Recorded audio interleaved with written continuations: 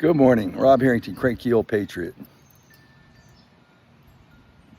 Okay, today's little chat is about Samuel. Who are we talking about, Rob? Are we talking about Samuel in the Bible? Nah, today's illustration is about Samuel the bully. There once was a bully named Samuel. Samuel was the biggest guy in the entire town. He was 6'9", 350 pounds, a solid muscle. He was so steroided out that his biceps were bigger than your wife's head, okay? This guy was a badass, and he loved to fight. He loved to fight everybody. Anywhere, anytime, it was always a fight. And it didn't matter if the people were 4 foot tall, and he was double their size, triple, quadruple their weight, 5 times stronger in muscle mass, right? Samuel, his whole purpose in life was just to beat people up. He got off on it. He enjoyed it. Samuel was a psychopath. He was a sociopath. He had no empathetic feelings about anybody. He only cared about himself. So in his business dealings, he was a businessman. What he was a con man and a hold-up guy. He was a thief. He was a liar. He manipulated people. And when that didn't work, he just beat them up and steal their money, steal their property, steal whatever. So Samuel became the richest man in the town. And everybody hated Samuel. People, one by one, they finally all decided, because they'd all been affected by Samuel and his evil ways.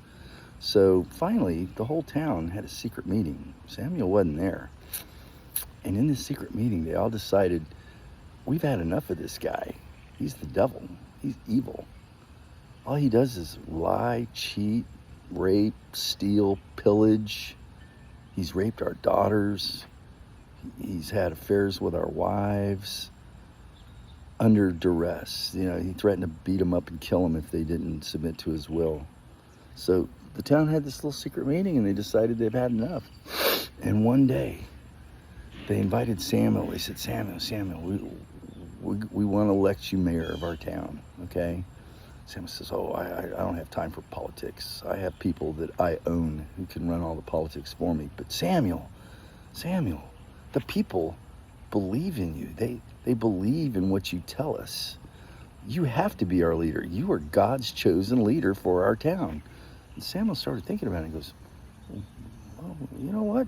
It would be good to be king. I already am, but, let me just go ahead and make it official. Let's officialize this. Let's put a rubber stamp on it, right?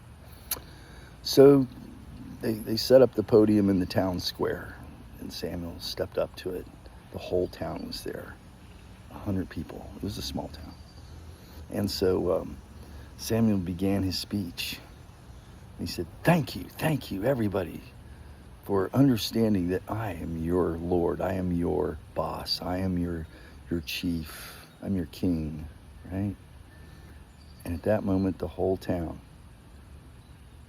pulled out their weapons, and they shot him.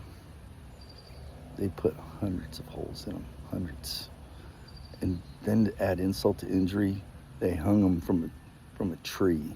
They hung him. Then they started just destroying his body, with machetes, just for good measure. And then they put him in a cauldron, and they cooked him as he boiled there, and it turned into a yucky, nasty stew. And that was the end of Samuel. I want you to think about who Samuel is. Who is Samuel? In this world we live in today, who is Samuel? Who is Samuel really? Samuel's going to get his ass beat one day, and it's coming, because the people have had enough. Are you for Samuel, or are you against Samuel? Admit or deny. The lawyers love that. Admit or deny. Admit you're for Samuel, or you're against Samuel. Admit it. Admit it. Have fun with that one, people. Patriots, fake patriots, real patriots, Zio Christians, real Christians. Have fun with that. Are you for Samuel or against him? Have a nice day. Peace.